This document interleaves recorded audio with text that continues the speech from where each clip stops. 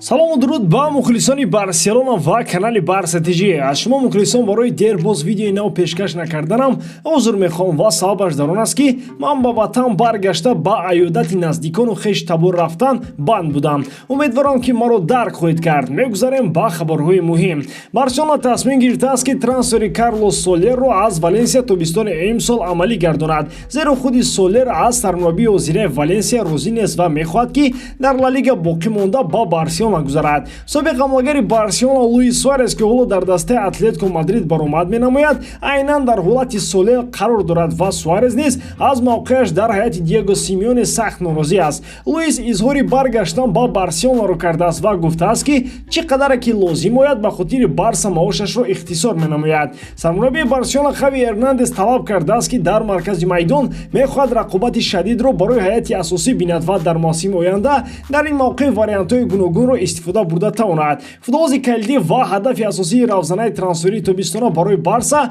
ниҳ муҳофизатгари Манчестер Сити Бернардо Силва мебошад. Гвардиола дар ивази ӯ Френки де Йонгро талаб дорад. Имрӯз мо дар бораи ин хабарҳо пурра бароятон маълумот медиҳем. Дӯстон, чӣ хеле ки медонед имшаб Барселона хеле бозии мушкил мегузаронад дар меҳмонӣ бар зидди Реал Бетис ва ин рақобат маълум хоҳад кард ки шогирдони Хави то чанд миқдор мехоҳанд мавсимро дар ҷои дуюм ба итмом расонанд. Тамошои ин ва дигар рақобатҳоро шумо метавонед бо 1x ҷолибтар кунед. Дар он ҷамъвақт коэффициентҳои баланд ва бонусҳои гуногун шуморо интизор аст. Ҳамчунин нафароне ки то ҳол регистратсия надоранд метавонанд дар аввалин пардохт бо промокоди БАРСОЇ соҳиби $100 бонус гарданд. Ссилкаи бозӣ дар комментария. Ба ҳама муваффақият.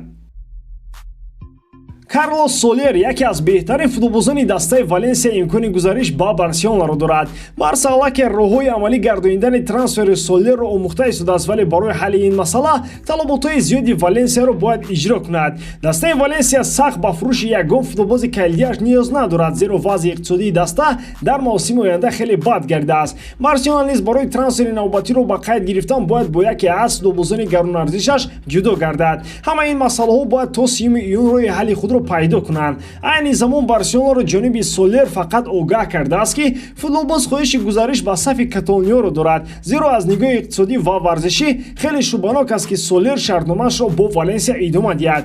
Якчанд пешниҳод аз топ дастои Аврупо Солер дорад ва мақсади ӯ ин аст ки дар сурати Валенсияро тарк намудан бояд дар Ла Лига боқӣ монад ва варианти Барселона барояш аз ҳама беҳтар аст, чунки услуби бозии Хави ба Солер бисёр мувофиқ меояд ва ӯ то охирин фурсат Барселонаро интизор мегардад.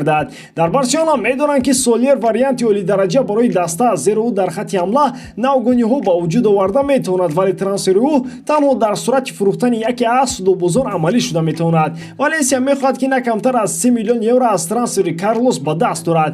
Ҳарчанд ки ӯ капитани дастаи Валенсия аст, вале аз сармураббии даста Бардалас розӣ нест. Аз ин ҳолат Матео Алемани истифода бурда дорад, чунки мақсади ӯ ҳарчи бештар футболбозони испаниро ба Барселона овардан аст. Солер аз Валенсия шартномаи 5 сола бо маоши 4 миллион евро дар як мавсим талаб дорад, аммо Барселона наздики 3 миллион евро маош барояш пешниҳод кардааст.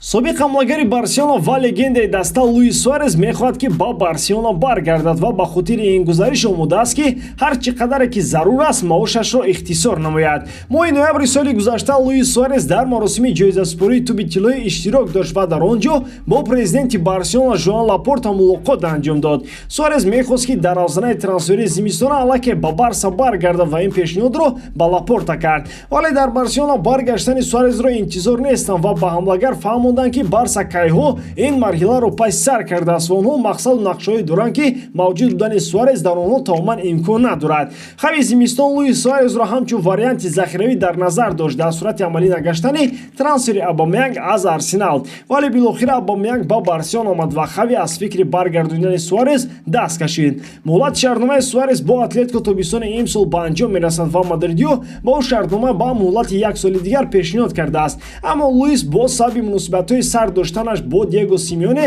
мехоҳад ки Атлетикоро тарк кунад. ба фикри шумо мухлисон, Суарес барои як мавсими дигар ба мо зарур аст ё ин ки не? Ақидаи худро дар комментария нависед.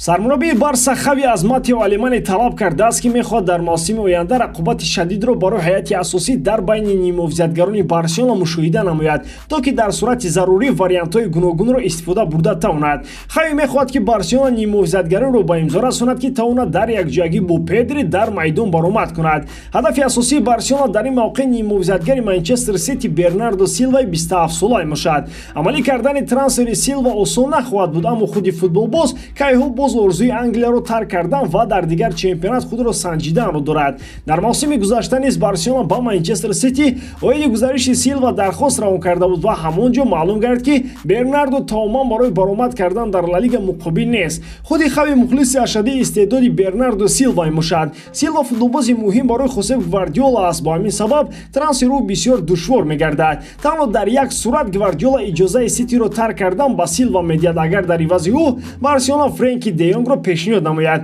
зеро Гвардиола ба нимовзиятгаре ниёз дорад ки ҳам дар хатти ҳамла ва ҳам ҳангоми дифоъ баробар ҳунарнамоӣ карда тавонад. ба фикри Пеп, Френки де Йонг беҳтарин вариант барои дастаи ӯ мебошад. шумо дар ин бора чӣ фикр доред дӯстон? оё дуруст аст ки Френкиро бо Силва иваз намоянд? ба ҳамин тамом дар ҳам ҳолат Барселонаро дӯст доред ва канали Барса ТЖ-ро дастгирӣ кунед. дастгирии шумо пешравии мо. бо шумо мисли ҳар вақта Муҳаммад Гаиров. хайбат шӯча дар паноҳи Аллоҳ.